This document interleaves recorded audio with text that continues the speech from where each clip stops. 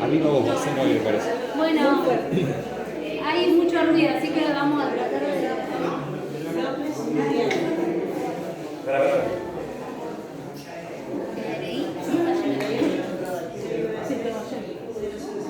Bueno, muchas gracias por venir. Qué bueno que haya mucha gente.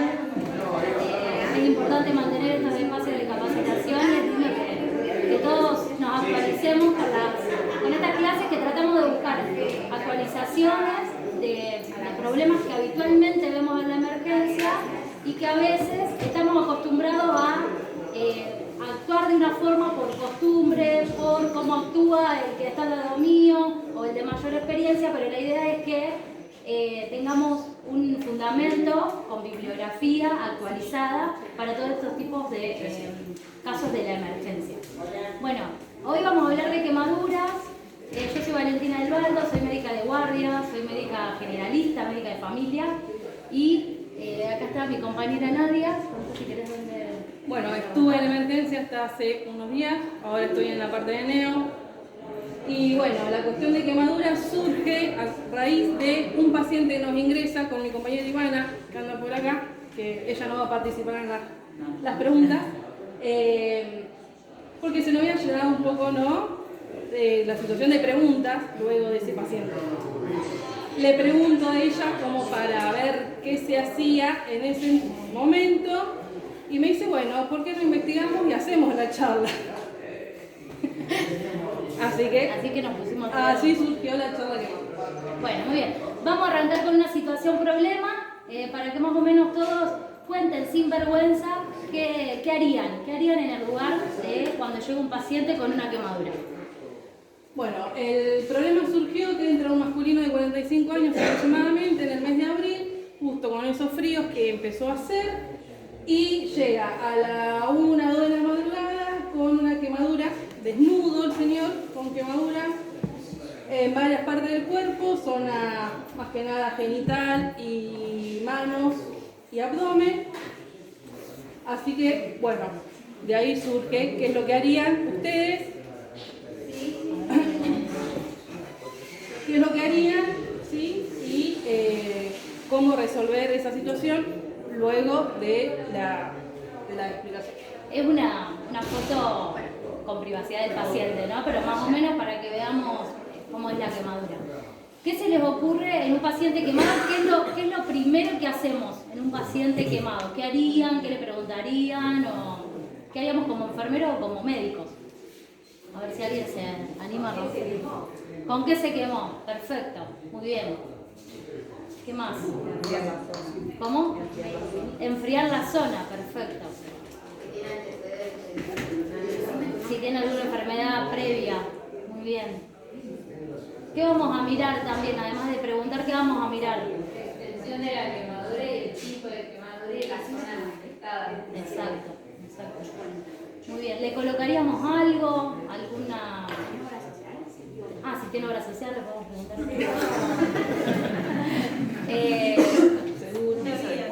Una vía. ¿Una vía qué?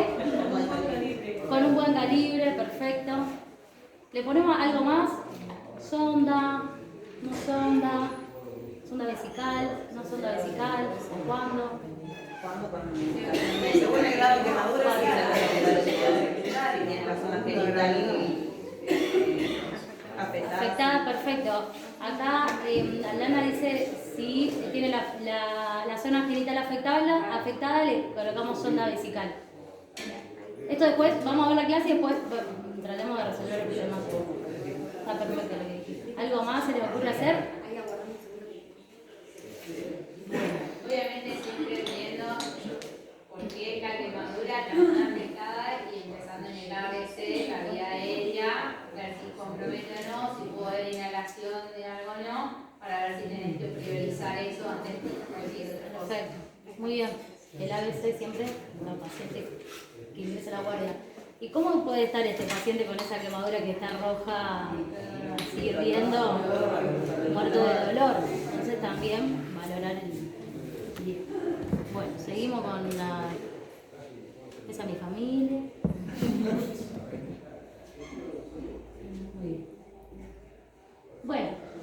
definición, sabemos que las quemaduras es una lesión en la piel, que es un órgano muy grande de nuestro cuerpo y que tiene varias capacidades la piel. ¿Por qué es importante saber qué hace la piel? Porque es lo que vamos a tener en cuenta cuando aparece un paciente quemado. La piel nos sirve para termorregulación, nos sirve como mecanismo de barrera, ¿estamos?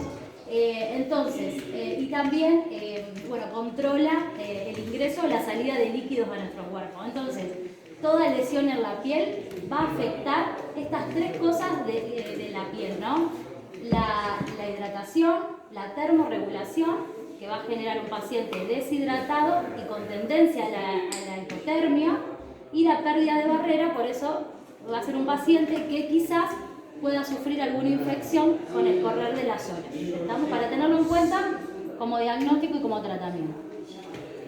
Bueno, las quemaduras, como la gente que está en la guardia saben que son un motivo frecuente de consulta en las guardias. La mayoría son de intensidad leve a moderada, ¿estamos? Y ¿por qué tenemos muchos pacientes que consultan por quemaduras? Porque suceden en el hogar, ¿no? Son accidentes domésticos la mayoría.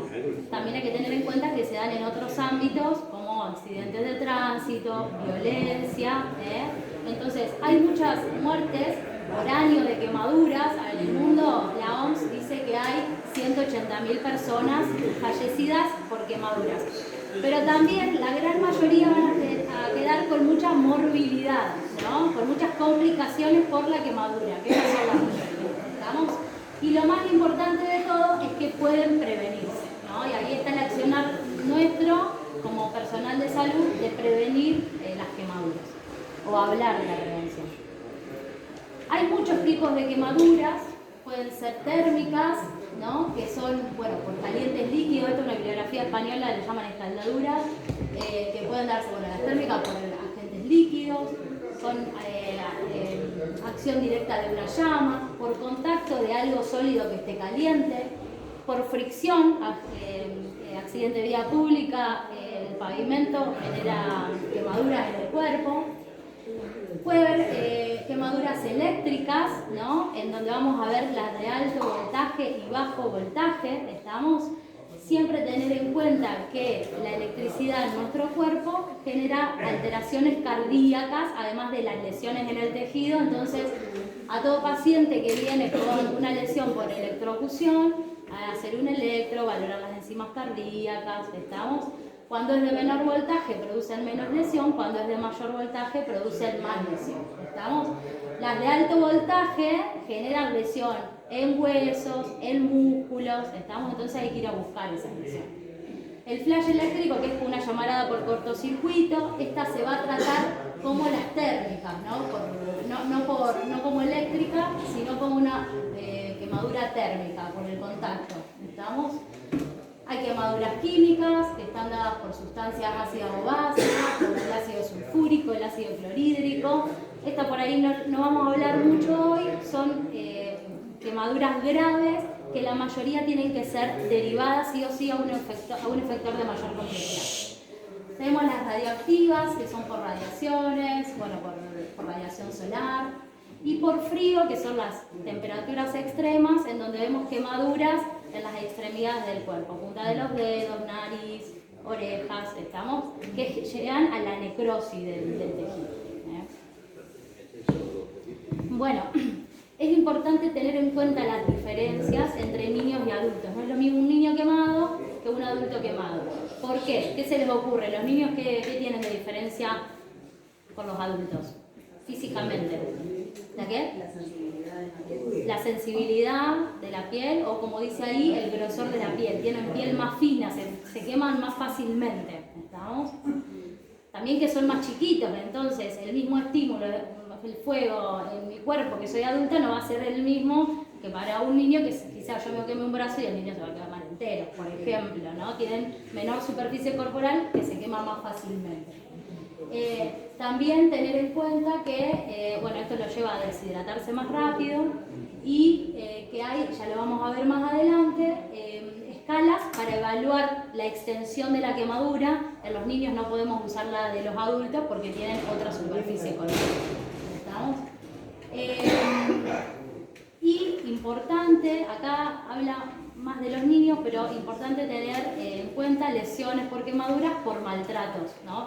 Se pueden ver en niños, se pueden ver en personas con discapacidad, se pueden ver en personas con alguna vulnerabilidad, violencia de género, ¿estamos? Entonces, cuando vemos que una persona tarda mucho en consultar, que vemos que son lesiones de varios días atrás, o que no coincide el relato con la lesión que vemos, o en los niños cuando vemos que con los padres no tienen un buen vínculo, cuando vemos lesiones que impresionan cigarrillo, plancha, bueno, sospechar que puede ser violencia, ¿estamos? O también, bueno, las quemaduras a repetición, que venga siempre por quemaduras. Bueno, cuando hablamos de quemaduras, es importante clasificarlas porque nos va a permitir ver la gravedad del cuadro y el tratamiento que va a requerir. ¿Estamos? Las podemos dividir según la profundidad, ¿no? Y cómo vaya afectando la piel o la extensión. Ahora vamos a hablar un poquito de cada una. ¿Estamos? Cuando hablamos de profundidad, son las conocidas como primer grado, segundo grado, tercer grado, que es la forma más antigua de clasificarse, la seguimos usando. La más nueva es A, AB o B, ahí vamos a verlas bien. Y la extensión, que vamos a ver las reglas para evaluar la extensión. ¿Estamos? Acá en este dibujito, cuando hablamos de profundidad, se ven las tres capas de la piel, la epidermis, la dermis y la hipodermis, y según la afección de cada capa, vamos a darle la profundidad. Por ejemplo, las de primer grado van a afectar solo la primer capa, que es la epidermis, ¿estamos? Las de segundo grado van a afectar la dermis y la de tercer grado la hipodermis. ¿Estamos? Las quemaduras de primer grado, ¿cuáles se imaginan que son? ¿Cómo son? Ya tienen el machete ahí. Son las que más frecuentes vemos en la guardia. ¿Duelen o no duelen? Sí, duele. Duelen mucho. Bien. Las vamos a ver rojas, calientes, estamos en general. Son lesiones extensas, no hay, cuando son de primer grado en general no hay signos de infección. Sí. Cuando la ropa queda pegada, ¿se pega el tirón? No, ahí lo vamos a ver más adelante, en el tratamiento, ahí lo vamos a ver. No, idealmente no, podemos usar agua para despegarlo, pero calculen que encima, si ya está dolorido el paciente, le pegamos el tirón, le arrancamos toda la piel. Lo importante es hidratar y tratar de despegar de a poquito, ahí lo vamos a ver. Como decíamos, las quemaduras de primer grado son las que afectan la epidermis, generan un gran eritema, o sea, la piel se va a poner roja, no hay exudado, no hay ampollas, que son las filistenas, y tienen un dolor de leve a intenso, y en general curan en una semana sin cicatriz. Ahí se ve la fotito. Las de segundo grado son las que ya afectan la dermis papilar. La dermis se divide en dos, en papilar y reticular. La papilar es la de más afuera, entonces afecta la epidermis y mitad de la capa de la dermis. ¿Estamos? Y ahí es donde ya, como afectan otra capa de la piel, se forman las ampollas, las filistenas. Que también, capítulo aparte, que lo vamos a ver más adelante, rompemos la ampolla, no rompemos la ampolla. Estas van a ser más exudativas, van a ser rojas también, van a ser muy dolorosas, vamos a ver un poquito de secreción, tardan un poco más en cicatrizar, dejando por ahí alguna manchita más clara en la piel, pero sin dificultad. ¿Estamos? Las quemaduras de segundo grado más profundas, la quemadura dérmica profunda, que son las conocidas, estas serían las AB. Las A eran las de primer grado, las de segundo grado son las AB. Bueno, también va a haber el tema de la piel, va a haber ampollas, va a haber mucho dolor, va a tardar un poquito más en regenerarse el tejido, ¿estamos? Siempre hay que ir controlando cómo son estas ampollas, si se rompen y si se van infectando o no. Y en general vamos a tener esa coloración roja alrededor y más nacarada o blanquecino en el centro de la lesión. ¿Estamos? Muchas veces estas van a curar dejando cicatrices y bueno, se pueden cicatrizar con ayuda de autoinjertos de la piel o bueno, mecanismos quirúrgicos que se encargan los cirujanos de y la quemadura de tercer grado, o la B, es la más profunda. Esa va a afectar toda la capa de la piel. Vamos a ver no solo el color blanco nacarado, sino también más oscuro o negro. que se llama como signo de momificación del tejido, no va a haber dolor acá. ¿Por qué? Porque como afecta la capa más profunda de la piel, que es donde están las terminales nerviosas, las quema, las destruye, entonces el paciente no siente dolor, pero no quiere decir que no sea una lesión de gravedad. ¿Estamos? Bueno, la mayoría van a necesitar tratamiento quirúrgico. Obviamente que estos pacientes no son para tratar acá, se van a derivar inmediatamente. Y acá, para identificar la profundidad de la quemadura, una forma fácil es el signo del pelo, que se llama, que es tirar de algún pelito de la piel, ¿estamos?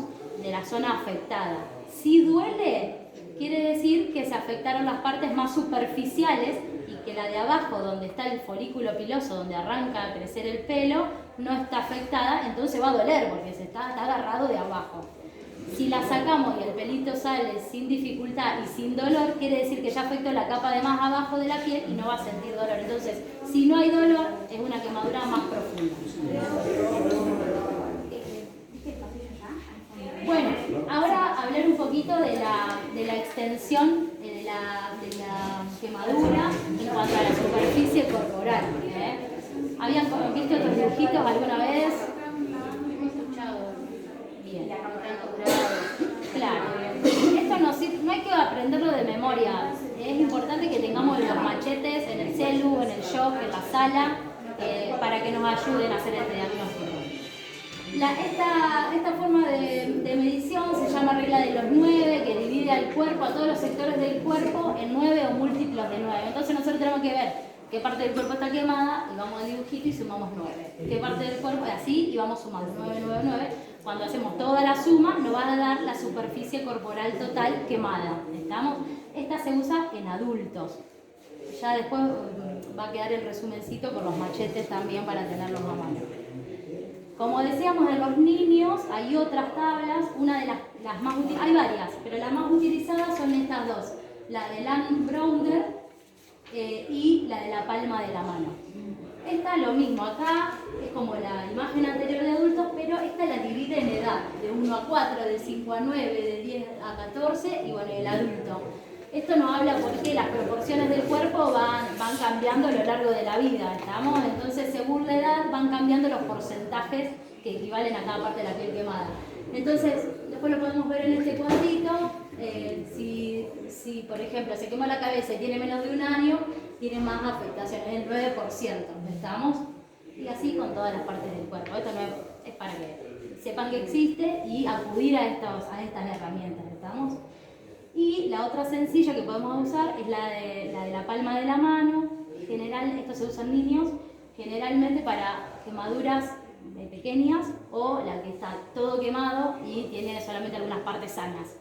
¿Qué vamos a hacer? Vamos a medir la palma de la mano, la mano entera, perdón, del niño, no la nuestra, sino la del niño, la medimos y tratamos de extrapolarla a la quemadura y ahí podemos estimar la superficie. La mano entera del nene vale 1%, entonces si la apoyamos 3 veces sobre la quemadura, quiere decir que hay un 3% de la quemadura, ¿se entiende?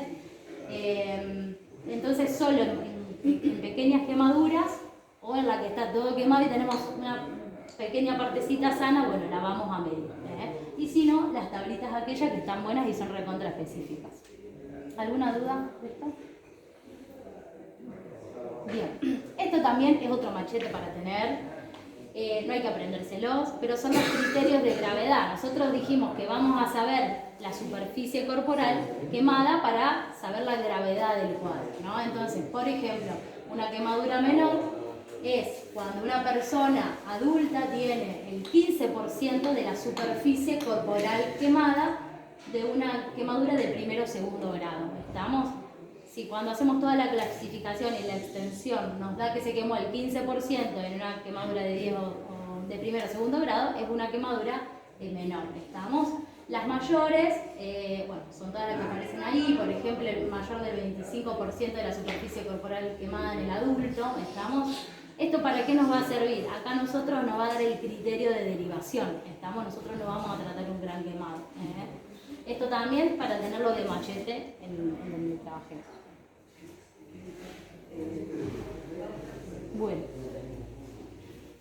Bueno, me di cuenta que voy re rápido. Vamos a hablar un poquito del abordaje terapéutico del paciente quemado. Como hablábamos anteriormente, que decía ya la chica de pediatría, en todo paciente quemado, vamos a hacer el ABCDE, ¿estamos? Acá nosotros trabajamos en la parte intrahospitalaria y extrahospitalaria, ¿estamos? Entonces hay cositas que también hay que tener en cuenta. Acá están explicados de una forma que sea fácil darla, pero en general cuando uno atiende a un paciente crítico lo va haciendo todo en forma simultánea, ¿no? Entonces, en la parte extrahospitalaria vamos a comenzar con el ABC, pero antes de eso, tener en cuenta que nosotros nos exponemos a un montón de circunstancias. Entonces, primero que sea una escena segura, que vayamos a un lugar y que nosotros no nos convirtamos en una segunda víctima, ¿estamos? Entonces, cuando vemos que una escena segura, ahí ingreso a la escena y veo cómo está el paciente. Señor, respira, señor, está bien, habla, no habla, respira, no respira, el ABC, ¿estamos? Si respira, tiene pulso, nos habla y vemos que una lesión, por ejemplo, en un incendio, vemos que está quemado, lo que preguntaban allá, la primera medida que podemos tomar en el extrahospitalario, si tenemos a mano, mojar al paciente. Primeramente, si la prenda tiene fuego, lo que tenemos que hacer es cortar con la quemadura. Las prendas, los accesorios van a perpetuar la quemadura, por más que no haya fuego. ¿Estamos? Si las prendas están calientes, por ejemplo, en el bebé el pañal es plástico, ¿estamos? Las alhajas que son de metal. Entonces, todo lo que podamos retirar en el extrahospitalario lo podemos retirar. Siempre irrigar bien con agua de la canilla. Acá el agua de la canilla es potable, entonces la podemos utilizar, o solución fisiológica. Agua de la canilla, agua de manguera, y una vez que apagamos, cubrimos al paciente para que no se enfríe, para que no sufra hipotermia, y lo llevamos para el hospital. ¿Estamos? Bueno, acá es lo que dice que si hay una llama, retirarlo de la llama, si está electrocutado, retirarlo de donde está la corriente, que también vamos a tener obviamente en estas escenas así, probablemente personal de bomberos y policías que nos van a ayudar a sacar al paciente de la escena. Tengan en cuenta que cuando el paciente viene, digamos, o torso desnudo o desnudo dentro de la ambulancia, está el material donde hay sábanas que ya están estériles, ¿sí? Para poder cubrir a ese paciente que no agarre frío, porque también la hipotermia es re importante en ese cuerpo caliente que nosotros vamos a mojar. De repente está desnudo, ¿sí? Sepan que dentro de la ambulancia tenemos o sábanas que están estériles, o bien también hay Mantas térmicas. mantas térmicas que no sé si hay en Lo vieron en la pero charla, en la claro. última charla que se dio Bueno, en el uso de esas ambulancia. mantas Las también mantas. tengan en cuenta que también están para envolver a ese paciente. Y la hipotermia hay que tenerla en mente porque no nos damos cuenta por ahí. Siempre pensamos la quemadura que es lo más visible, pero no tenemos en cuenta la hipotermia. Sí.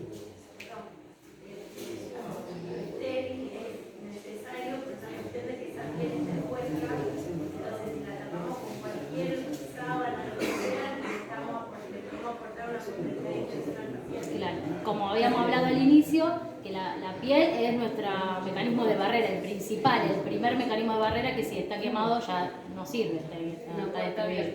Claro, está la puerta abierta. Bueno, y eso hablamos de lo extrahospitalario y vamos a hablar del manejo intrahospitalario, que también, como decíamos, lo vamos a empezar a hacer en el extrahospitalario si amerita accionar rápido, ¿no? En todo paciente quemado, como decían las chicas, empezamos con el ABC, el A es de vía aérea, estamos. Siempre tenemos que adelantarnos, ¿no? Nosotros sabemos que la quemadura, la inhalación de monóxido de carbono nos genera edema en las vías aéreas. Entonces nosotros tenemos que pensar, si aparece alguno de estos signos que están escritos acá, que esa persona puede tener una vía aérea dificultosa en un rato. Entonces no esperemos a que el paciente empeore y empeore su vía aérea para después querer hacer una vía aérea avanzada, intubarlo, por ejemplo, porque va a ser más difícil, va a costar que pase el tubo, no vamos a ver la laringe, ¿estamos? Entonces adelantarnos a eso. ¿Cómo nos adelantamos? Buscando signos en el paciente. Vello facial chamuscado, pestañas, cejas, barba, hollín dentro de la boca o en la zona peribucal o en la nariz. Ronquera o estridor, ¿no? Que eso ya nos habla que hay edema dentro de la vía aérea, ¿estamos? Que son ruidos que aparecen con la respiración espontánea del paciente. Bueno, trabajo respiratorio aumentado, que veamos que está agitado. A veces la agitación lo que vamos a medir con la frecuencia cardíaca, pero en la emergencia muchas veces ya nos damos cuenta enseguida que el paciente está agitado, pero hay que tomar la frecuencia respiratoria también, lo vamos a ver. Y incapacidad para manejar secreciones, ¿no? Que vemos que se ahoga con su saliva, con su secreción serosa, ¿estamos? Entonces, cuando aparece alguno de estos síntomas, ya evaluar un manejo avanzado de la vía aérea, ¿estamos? La respiración y ventilación, escuchamos los pulmones, vemos que no haga ruido, vemos cómo es su respiración, si es lenta, si es agitada, si es cortita o es profunda, ¿estamos? También observar quemaduras circunferenciales en cuello y abdomen, ¿estamos? Que esto nos va a impedir que el cuello o el abdomen se expandan para poder respirar mejor. Entonces, buscarlas porque nos van a comprometer la vía aérea o la respiración. Bueno, la circulación, cada paciente que llega igual de manera corriente siempre hacemos todo lo mismo, ¿no? Le controlamos la tensión arterial, la frecuencia cardíaca, la frecuencia respiratoria, estamos. Dentro de la circulación vamos a ver principalmente tensión arterial y frecuencia cardíaca. Tener en cuenta que una persona quemada, con dolor, que se está deshidratando, no vamos a ver una persona tranquila y con una frecuencia cardíaca de 70, como si estuviese tomando mate en su casa, ¿no?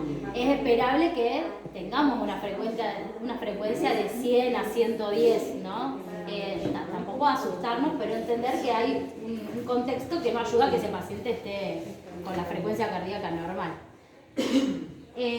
Bueno, vamos a ver la coloración de la piel no quemada. La quemada no nos va a servir para evaluar el estado de hidratación del paciente, pero la parte que no está quemada vemos si está rosada, si está azul, si está negra. Eso nos va a hablar también de la estabilidad del paciente. Y vamos a tener que empezar a todo paciente quemado a hidratar, ¿no? Algunos pacientes van a estar shockados, es decir, con un shock, y otros pacientes que no van a estar con shock, pero van a necesitar una reposición hídrica. Ahora la vamos a ver un poquito. Siempre que un paciente se sospeche de shock, se van a buscar dos vías periféricas en pliegue, porque son las más accesibles, las más rápidas. Si es una zona que no está quemada, mejor, ¿no? Pero a veces nos va a pasar que si es un gran quemado, no vamos a encontrar zonas de piel sana. Lo podemos hacer, le podemos hacer la vía igual. Para los enfermeros va a ser un trabajo más difícil, porque no es lo mismo buscar una vena en una piel sana que en una piel que ya está destruida. Pero en el caso de que no tengamos piel sana, se puede intentar sobre la piel quemada. Lo ideal, piel sana. Bueno, vamos a evaluar el estado de conciencia del paciente con la escala de Glasgow. Tenemos que tener en cuenta que el paciente puede estar con una depresión neurológica, diríamos, por la inhalación de dióxido de carbono, que ahora lo vamos a ver, pero también por la hipoxia, pero también tener en cuenta las patologías preexistentes, como decía Melina, que, por ejemplo, que sea una persona con un retraso mental. Que tenga una secuela de ACV. Es difícil evaluar a ese paciente si no lo conocíamos de antes. ¿Estamos? Y también intoxicación por alcohol u otras drogas que nos pueden alterar nuestra conciencia. Y en la disposición, que era un poco lo que preguntabas, respecto a qué hacemos con la ropa. En la disposición tenemos que ver al paciente en su totalidad, o sea, lo tenemos que desnudar. ¿Estamos? ¿Para qué nos va a servir desnudarlo? Para ver todo el paciente y que no nos llevemos que no veamos lesiones que por ahí, si no lo damos vuelta, si no le buscamos la espalda, si no le buscamos la cola, que se nos pasen por alto. Entonces, sacar toda la ropa, la quemada, la vamos a ir mojando, ¿no? Para poder despegarla. Vamos a sacar joyas o, bueno, alhajas, pañales, lentes de contacto, ¿no? Todos elementos por ahí de plástico o de metal que pueden generar que la quemadura siga su proceso. ¿Estamos? Y siempre la hidratación es abundante. Agua de la canilla. Estamos acá en el hospital incluso también, no es necesario que sea solución fisiológica, podemos usar agua de la casilla. ¿Cuánto a la vista? No, irrigar, ¿sí? Acá lo único que podemos hacer es irrigar. Irrigar, agua. Si tienen lentes de contacto se los sacamos. ¿Estamos? Entonces una irrigación profusa, siempre mínimo 20 minutos, como mínimo 20 minutos de tirar agua. ¿Estamos? Y una vez que hacemos todo eso, siempre tratar de que el shock room esté cálido, que no haga frío, ¿no? Siempre evitar la hipotermia. Entonces una vez que lo mojamos, después lo tapamos con mantas estériles. ¿Estamos? Bueno, eso era toda la evaluación primaria, que es la emergencia, lo que urge, y ahora la evaluación secundaria. ¿Estamos? Ahí vamos a empezar a buscar otras lesiones que no estén relacionadas con la quemadura.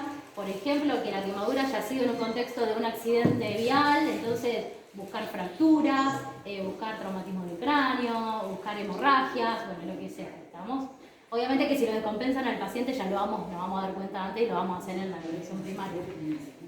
Ahora es el momento de, si tenemos que pedir placa la pedimos, si tenemos que pedir laboratorio lo pedimos, si tenemos que poner sonda la colocamos. Que está bien, como decía Lana, la sonda vesical se coloca en aquellos pacientes que tienen afección, que se quemaron la parte genital, el periné, porque corremos el riesgo de que la uretra se queme y se colapse, se cierre. Entonces con la sondita le damos permeabilidad a la uretra. Entonces en esos pacientes que con afección genital se la colocamos. Y también después para medir, cuando lo hidratamos al paciente, que ahora lo vamos a ver en otro diapo, vamos a medir la diuresis, que nos va a permitir saber si lo estamos hidratando bien, lo estamos hidratando de más, lo estamos hidratando de menos. Entonces vamos a necesitar una sondita vesical para poder controlar la hidratación. Bueno, acá en la evaluación secundaria, ahí donde vamos a usar la regla de los 9 o la de Wallace que veíamos en la extensión, porque si tiene un paciente que se está ahogando, que está todo quemado, no voy a ponerme con el cuadernito a ver qué parte del cuerpo tiene quemada, sino primero estabilizamos al paciente y en la evaluación secundaria ahí sí delimitamos bien hasta dónde está la quemadura. ¿Y qué pacientes tenemos que derivar a un nivel superior? Aquellas quemaduras de segundo grado y una superficie corporal quemada mayor al 10%, quemaduras que afectan la cara, manos, pies, genitales, periné o grandes articulaciones, estas principalmente porque van a dar complicaciones, quizás no porque el paciente se vaya a morir por eso, pero va a generar grandes complicaciones durante la rehabilitación, ¿no? Y las quemaduras de tercer grado, cualquiera sea su extensión, también se derivan. No sé acá, que tengan más experiencia, si han tenido experiencia de grandes quemados, dónde han derivado. Yo particularmente buscando veo que hay en Buenos Aires, en La Plata, que son los hospitales del quemado. Acá cerquita, no sé si... En Junín hay un lugar chico, una partecita que hicieron, pero para ir para quemados más leves. La pequeña, claro, hay como una unidad de quemado que han hecho, pero no sé si grande. Claro, eso, bueno, eso también está bueno, estaría bueno tenerlo en la guardia, saber dónde lo tienen. Bien. Pediatría, Aguilera. Rosario. Bien, Rosario. Bien. Los adultos que tuvieron en terapia en los hilos, esos fueron al Instituto del Quemado, los 3, ¿no? 3. Eso del Instituto Al Instituto del Quemado de Buenos Aires. Sí. Por eso, también tener en cuenta que son distancias grandes. Nosotros la ambulancia tenemos que pasar 2, 3 horas, 4 para derivar a un paciente quemado. Y eso es una desventaja de estar acá en Pehuajó. Bien, y bueno, esto a grandes rasgos porque ya se van a dormir, pero tener en cuenta cuando hacemos la hidratación del paciente, no pasarnos y no quedarnos cortos. Si nos pasamos podemos producir síndromes compartimentales y si nos quedamos cortos podemos empeorar el shock que tiene el paciente. Entonces, ¿cómo lo vamos a hidratar? La hidratación oral puede ser una opción en pacientes con unas quemaduras menor al 30% de la superficie corporal, ¿estamos? Y si no, también aquellos que sean quemados más grandes, podemos ayudar a la hidratación endovenosa que le hagamos, la hidratación oral también va a ayudar, ¿estamos? La hidratación endovenosa, tanto en niños como con adultos, va a ser ringerlactato, En adultos, la cuenta que tendríamos que sacar es 2 a 4 mililitros por kilo de peso por la superficie corporal quemada. Entonces, por eso es importante sacar la fórmula para saber cuánto se quemó el paciente para poder después saber cómo lo hidratamos. Y en los niños, el Ringer lactato de 3 a 4 mililitros kilo de peso por superficie corporal quemada. Y lo que les decía después de la sondita, hay que ponerle una sonda vesical para ver cómo es la diuresis horaria. Para tener una buena hidratación, tenemos que tener en los adultos una velocidad de 0,3 a 0,5 mililitros kilo hora y en los niños 1 mililitro kilo hora. ¿Estamos? Esto para decir que la hidratación está bien. Y quizás esto sea una de las cosas que hagamos no en un primer momento, pero en la evaluación secundaria, el estado de vacunación del paciente, ver si tiene la vacuna del tétanos completa, si la tiene completa, bárbaro, si no, le vamos a tener que administrar la inmunoglobulina antitetánica y después vacunar para el tétanos. ¿Estamos? Bueno, las lesiones por inhalación, sospecharlas siempre en, por ejemplo, incendios de casa en lugares cerrados, siempre sospechar que el paciente va a estar intoxicado con monóxido de carbono. Lo mismo cuando veíamos que había hollín en la cavidad oral, quemaduras faciales, ¿estamos? No, siempre que hacemos ver al paciente y le ponemos el saturómetro no nos va a decir si el paciente está intoxicado o no con monóxido de carbono, ¿estamos? Por más que tenga una saturación de 25 a 96, pero vemos que el paciente está agitado y está con una alteración de la conciencia, podemos sospechar intoxicación por monóxido de carbono. Para que se den una idea, el monóxido de carbono tiene una afinidad 200 veces mayor con la hemoglobina, entonces al oxígeno lo desplaza y genera hipoxia en el cuerpo. Entonces, sí o sí, oxígeno a alto flujo, 8 a 15 litros por hora, estamos como para, por minuto, como para sacar el monóxido de carbono. Pero tener en cuenta que son muchas horas. El monóxido unido a la hemoglobina tiene una vida media de 4 horas, o sea que mínimo 6 horas con oxígeno, siempre y cuando el paciente vaya respondiendo bien, ¿no? Y posición semisentada. Bueno, cuidado de la herida. Tenemos que ver qué heridas, ¿no? Si viene, por ejemplo, lo que siempre llega a la guardia es las quemaduras del caño escape. ¿Sí? Vemos esa herida siempre con el agua. Si lo hacemos acá, siempre la solución fisiológica. Se limpia, siempre en círculo, ¿no? Se barre de adentro para afuera, siempre con distintas gasas, ¿sí? Para evitar esa contaminación. Con guantes, obviamente, no hace falta aclararlo. Antiséptico se usa dependiendo cómo vemos esa herida, cómo va continuando. Si esa herida, por ahí el paciente se quemó hace 3 o 4 días atrás y viene, esa herida va a estar re fea.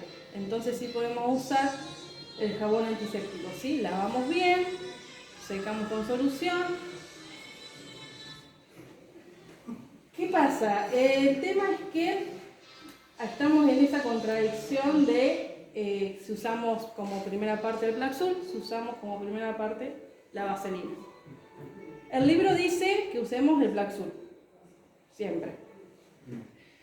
Pero bueno, eso después lo vamos viendo cómo va mejorando esa herida, ¿sí? Entonces, yo personalmente, por ejemplo, cuando yo llego a la guardia, usamos como primera parte, ¿no? Viene el paciente recién quemado, usamos ese Plaxul para aliviar el dolor, para calmar, y ya en la segunda curación, ya empezamos a usar la vaselina.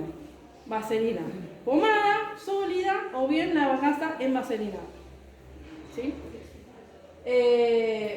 A criterio del enfermero, dependiendo cómo se maneje. Me gusta mucho la gasa en vaselina, por ejemplo. ¿Qué hacemos con esas ampollas rotas que vienen? ¿Las sacamos? ¿No las sacamos? Sí, se sacan. La hemos sacado. ¿Cómo se barren? No se barre con la gasa y la solución fisiológica, ¿sí? Se moja una gasa con vaselina líquida, ¿sí? Y se barre cuidadosamente, se va sacando toda esa ampolla. Hasta donde podamos. Quizás va a quedar un resto porque duele, arde. El paciente no le va a gustar mucho que lo estemos manoseando, entonces volvemos a poner vaselina o Black Sur en su defecto, se tapa, se cinta. Hay muchos compañeros que ponen toda la cinta, digamos, toda la gasa, para que sea impermeable por si llega a mojar. Y hay otros que usamos la venda y un poco de cinta. ¿Preguntas hasta acá? Nosotros en una organización que habíamos hecho para pediatría, Sí. hablando con cirujanos, viviendo, y el plazo lo vamos a mirar que tiene ansiedad. Claro. Entonces, si ya tiene la piel expuesta, como primera medida no, porque puede hacer una reacción alérgica. Entonces, el Plaxul lo usaríamos pediatría. Estamos habitualmente. Sí. Si la piel está solo colorada, que no hay signo de que haya. Claro, que no haya ampolla, Claro. que sea una quemadura como superficial. Bien. Entonces sí, ahí logramos el efecto del anestésico, claro, primer grado. Claro. Pero si ya viene, piel expuesta, como ya salió, ya o hay con ampolla, directamente vaselina. Lo que requieren las guías que nosotros vimos y con cirujano hablando, la vaselina actúa como aislante y a la vez permite hidratación y regeneración de la piel. Entonces, siempre es mejor recomendar La vaselina sólida. y no la gasa que ya estuvo tocada y todo. Entonces, Claro. poner una buena capa de la vaselina sobre la gasa y aplicarla sobre la superficie quemada. Claro, sí. Lo que dice acá, la bibliografía, el problema de las quemaduras es que es una bibliografía como recontra heterogénea, hay de todo, opinan todo y cuesta tener una opinión unificada. Lo que dice es que las de primer grado, en realidad, que no se rompe la piel en las de primer grado, la piel está sana, entonces no debería haber infección, salvo por alguna evolución tórpida de la quemadura. ¿Estamos entonces? En las de primer grado, que solo está roja, la tenemos que hidratar. Con vaselina está bien, ¿estamos? Ya el antibiótico que tiene el Plaxul, que es el sulfato de plata, la primera medida, es el primer antimicrobiano es de elección, diríamos, de la primera línea. Entonces, lo vamos a utilizar cuando vemos que hay algún signo de infección o que sospechamos que una quemadura, qué sé yo, un pavimento, que sabemos que es sucia de entrada, va a haber mucha probabilidad de infección. Entonces, cuando hay signos de infección o sabemos que una quemadura que se va a infectar por cómo fue, ahí sí le ponemos el Plaxul, ¿estamos? Pero de entender que es la primera línea y que hay que evitar también la resistencia. Entonces, si hay signos de infección, usamos antimicrobiano, si no, hidratación. Y las ampollitas, que también es un gran debate, si son ampollas pequeñas, menores a 6 milímetros, se pueden dejar. Si son ampollas grandes, que son muy extensas, que están a tensión o que, por ejemplo, impiden la movilización de alguna parte del cuerpo, esa sí la vamos a sacar con medidas de esterilidad. Estamos con una cajita de sutura, gracias, la rompemos con la tijera de esa cajita que esté esterilizada, usamos guantes estériles, ponemos gasas estériles, ¿estamos? Para evitar que se infecte. Bueno, así que se usa Plaxul y se usa vaselina. Igual miren lo que dice acá, según la evidencia científica no hay ningún producto que sea mejor para todo tipo de quemadura ni para todas las fases. En realidad eso, lo que habla Nadia es experiencia de cada uno. Claro, y obviamente depende de ese paciente cuánto venga, cómo viene esa herida, la evaluación siempre del médico antes de cómo se va a curar y cómo se va a seguir, o a los 2 o 3 días si esa herida vemos que sigue fea o lo que pasa, va a seguir cambiando, ¿sí? Esa curación. A lo mejor de estar poniendo solamente una gasa con vaselina, va a terminar pasando a una gasa con furosemida, que es antibiótico.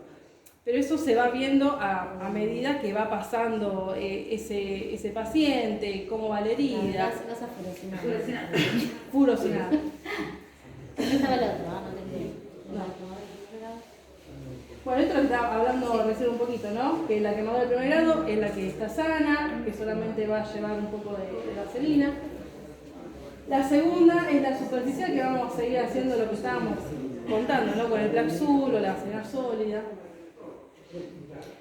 La de tercer grado va a ser, dependiendo cómo esté esa herida, va a llevar o el antibiótico para prevenir esa esa infección, ¿sí? Más las curaciones.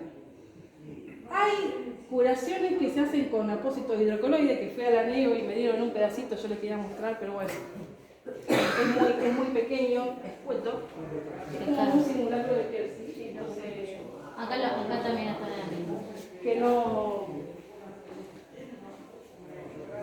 que acá no hay, a no ser que el paciente lo manden a comprar. Claro, esto sería como lo mejor de lo mejor para la curación de heridas. De heridas o de una quemaduras. úlcera. Lo vi en una úlcera, yo que lo trae la paciente. Claro, se lo mandan a comprar, pero en general ya cuando está con el infectólogo. Ya es otro. Sí, por ahí nos acostumbramos mucho al manejo de acá en el hospital público por los elementos que tenemos acá, y a mí me pasa que de repente hay un mundo de cosas que podemos decir al paciente que capaz que lo pueda comprar y no los conocemos, entonces por eso puse la fotito, porque la verdad que ni yo los conocía, los apósitos hidrocoloides, Los de espuma que también vienen. gel, que se dan para las quemaduras de primer grado, el apósito de plata, ¿estamos?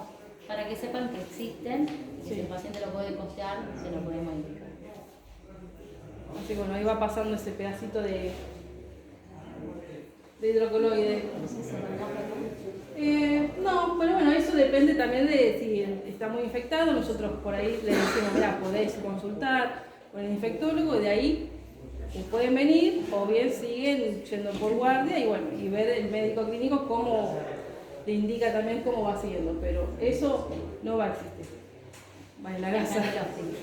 Bueno, pues ya terminando, el manejo del dolor. Recuerde que estos pacientes van a estar muy doloridos. En general en niños podemos usar los AINES, que habitualmente usamos para toda patología acá en la guardia, paracetamol, dipirona, ibuprofeno. Ya cuando las quemaduras son moderadas a graves, que el dolor va a ser mayor, podemos utilizar morfina endovenosa o subcutánea en niños, y la ketamina cuando ya hay que hacer procesos más invasivos para intubarlos, por ejemplo. ¿Estamos? También puede ser útil el uso de antihistamínicos, porque va a picar también la quemadura y los antihistamínicos ayudan. Y en los adultos, paracetamol y tramadol. Tampoco hay mucho en la bibliografía de analgésicos, ¿no? Pero lo que más vi yo era esto: paracetamol y tramadol, o paracetamol y morfina, o morfina. Pero bueno, también tenemos los AINES, dicloqueto, la guardia, que también se pueden utilizar, pero bueno, acá usa el tramadol porque sabemos que son dolores muy intensos, y la morfina, ¿estamos? Lo que usan a los niños por ahí antes de curarse, cuando esa quemadura es profunda, lo que hace el pediatra es dar unas gotas de codeína, deja que haga un poquito de efecto y ahí se empieza Para poder barrer. empieza a hacer la curación. Bueno, y por último la prevención. Esta prevención está dada más que nada en pediatría: limitar la temperatura de las canillas de agua caliente, comprobar la temperatura de la bañadera cuando vamos a bañar a los niños, uso de detectores de humo de vivienda, bueno, eso acá, chicos, de todas las ropas acá, ¿no? Uso de telas ignífugas en la ropa de dormir de los niños, protectores de seguridad en las tomas de corriente, evitar que los niños manipulen cables, encendedores o algo que emane fuego en general, limitar dispositivos eléctricos en los baños, bueno, los niños no deben jugar con fuegos artificiales, la manipulación en la cocina, si usan ollas, tratemos de usar siempre las ollas de atrás, con las manijas para atrás, para que el nene no las alcance. No tomar mate con el nene en brazos. Claro. Bueno, otra, la típica que vienen. La más típica La re del normal. mundo es la del vapor de agua, que se nos cae la ollita cuando le damos. Entonces siempre, O el mate. o cuando lo bañamos, o nebulizador, o que sea en un lugar seguro, o ponerla. Nosotros por ahí yo le decía que pongan la ollita en el piso y el nene más acá arriba, cosa que ya la olla ya está en el piso, no se va a caer de ahí, o dentro de la bacha del baño, que sabemos que tampoco se va a mover, y nosotros agarrando bien al nene. No sé las pediatras si tienen alguna. En realidad, más que nada, el vapor de la ollita casi que no lo recomendamos porque ya es moneda corriente, pero Claro. sí el vapor de ducha. Claro, bien. Perfecto. Bueno, esto ya lo habíamos dicho: limitar el uso de microondas para calentar biberones. Bueno, en fin, listo. Ya está, chicos.